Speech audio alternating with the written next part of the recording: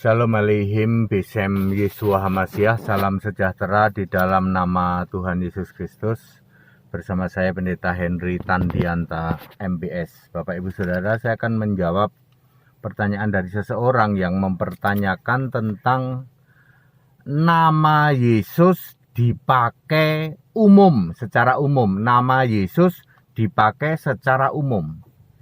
Loh, kalau memang Yesus itu Allah, Yesus Kristus itu Allah, mengapa nama Yesus bisa dipakai oleh orang secara umum ya? Ada pemain sepak bola namanya Gabriel Jesus, ada juga Yesus Nafas ya. Jadi Gabriel Jesus, Yesus Nafas, terus orang Filipina juga memakai nama Yesus ya. Bahkan Kristus juga loh. Kalau Anda punya nama Kris ya toh, Pak Kris, Christ itu kan artinya Kristus, ya. Yang memakai nama Yesus juga ada, yang memakai nama Kristus atau Christ atau Kris juga ada. Bahkan ada yang memakai nama Tuhan juga toh, ya nama Tuhan. Lalu pertanyaan, lu kalau memang Yesus itu Allah, mengapa boleh dipakai namanya untuk nama secara umum ya? Baik, saya akan menjelaskan begini ya Bapak Ibu Saudara ya.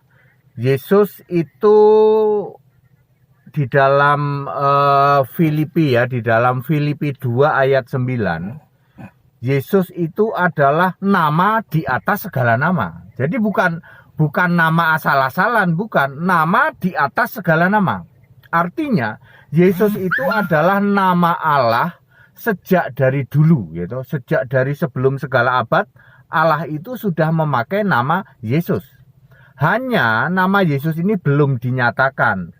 Dinyatakan ketika Yesus lahir, ketika seorang anak lahir ya, lahir sebagai Allah yang dibentuk atau sebagai firman yang menjadi manusia ya, Yohanes 1 ayat 14, atau Allah dibentuk Yesaya 43 ayat 10, namanya Yesus, Lukas 1 ayat 31. Nah, Yesus yang lahir ini adalah nama di atas segala nama. Waktu itu ya, pada tahun 1 Masehi. Yesus lahir itu pada 1 Masehi. Bahkan di dalam Ibrani 1 ayat 6, semua malaikat sujud kepada Yesus. Dan Yesus itu setara dengan Allah di dalam Filipi 2 ayat 6. Ya, dia mempunyai kesetaraan dengan Allah pada waktu masih bayi ya. Sampai umur 29 dia setara dengan Allah. Semua malaikat menyembah Yesus. Lalu dia punya nama di atas segala nama. Lalu nanti pada umur 30 merendahkan dan kesetaraan itu tidak dipertahankan. Lalu dia mengambil rupa sebagai hamba ya. Lalu sedikit lebih rendah dari malaikat ya, Ibrani 29. Nah, Bapak Ibu Saudara, ketika waktu itu Yesus lahir, maka di dunia ini hanya ada satu nama Yesus. Catat baik-baik, di seluruh jagat raya ini pada saat Yesus lahir, anggap saja tanggal, ditulisnya 25 Desember ya. Ya pokoknya waktu Yesus lahir itulah. 25 Desember itu oke lah ya. 25 Desember tahun berapa? Tahun 1 ya, misalnya gitu ya. Misalnya 25 Desember tahun waktu itu 1 Masehi ya. Ya, lahirlah Yesus. Yesus adalah satu-satunya nama di jagat raya yang memakai nama Yesus. Itu nama yang diberi oleh malaikat. Nah, kita harus cari tahu nih Yesus yang satu-satunya ini gimana ini ya. Yesus yang lahir waktu itu yang satu-satunya nama itu lahir rohnya Roh Kudus. Ya, rohnya Roh Kudus, Lukas 1 ayat 35. Dia tidak ada dosa waris di dalam 1 Yohanes 3 ayat 5. Dia juga tidak berbuat dosa di dalam Ibrani 4 ayat 13. Nah, ini dia. Yang membedakan Yesus yang dulu lahir adalah dia lahir dari Roh Kudus, kemudian tidak ada dosa waris padanya, tidak ada dosa padanya, dan tidak berbuat dosa.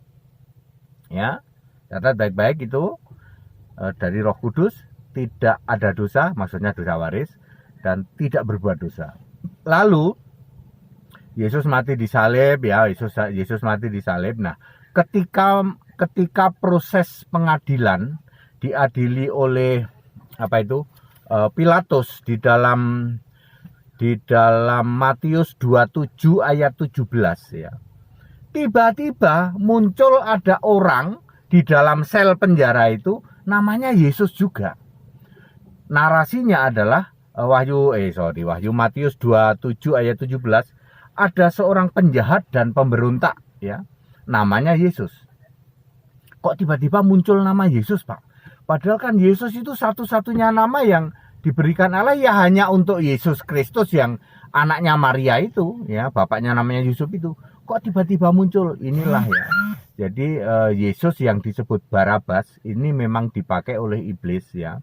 Waktu zaman dulu kan orang merubah-rubah nama boleh saja, betul ya? Ya, jangankan zaman Yesus ya.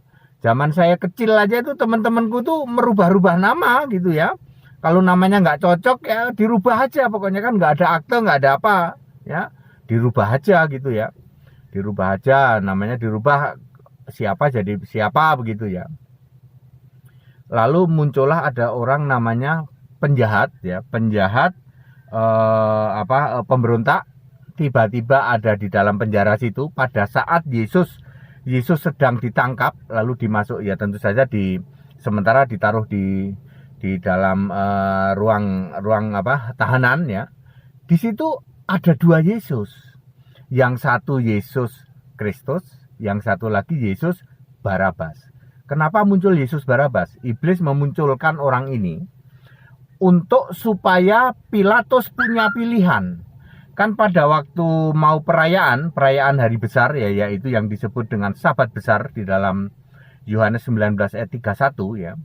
Maka iblis memunculkan Yesus yang lain yaitu Yesus Barabas. Sehingga Pilatus punya pilihan.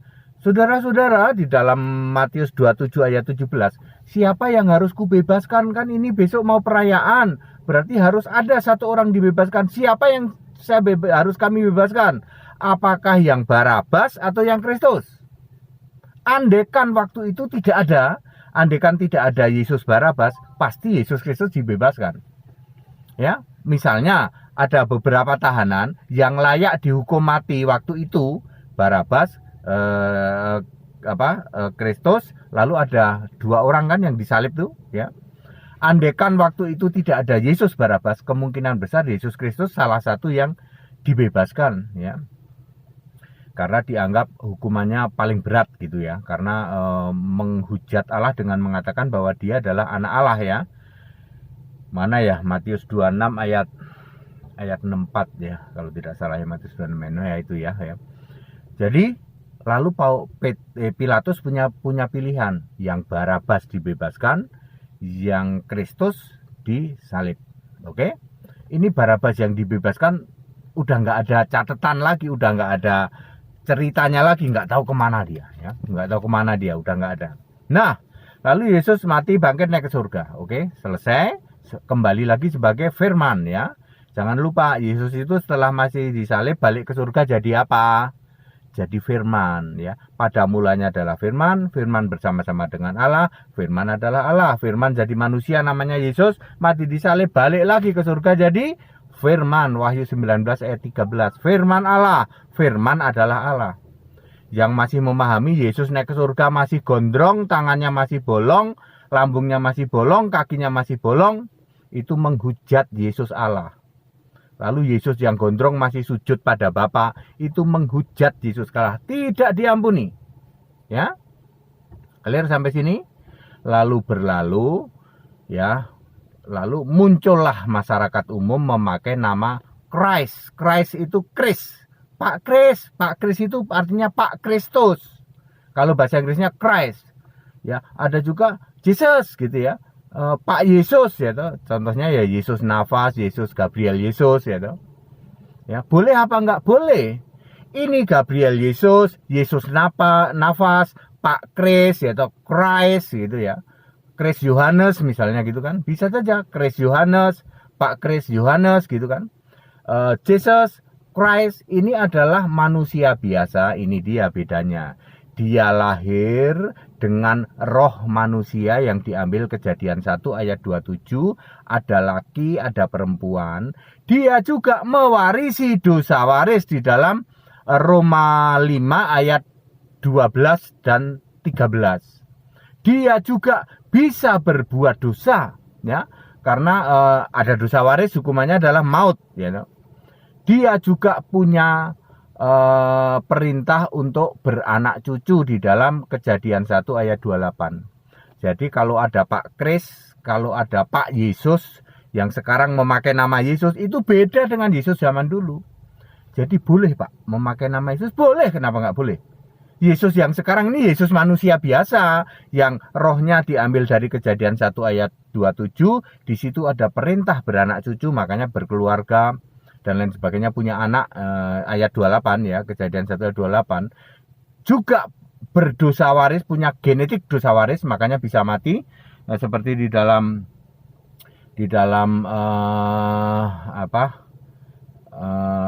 Roma 5 ayat 12 dan 13. Dan dia juga berbuat dosa karena upah dosa adalah maut, ya. Ya, semua berdosa karena dosa waris itu, ya. Baik, terus lah waktu Yesus jadi manusia kok bisa mati, Pak, ya. Dia bisa mati ketika dia mengucapkan Eli Eli lama sabachthani. Allahku, Allahku. Allahku itu maksudnya Roh Kudus, karena Efesus 4 ayat 30, Roh Kudus Allah. Jadi Roh Kudus yang ada di dalam Yesus itu Allah. Makanya dia rohnya roh Allah.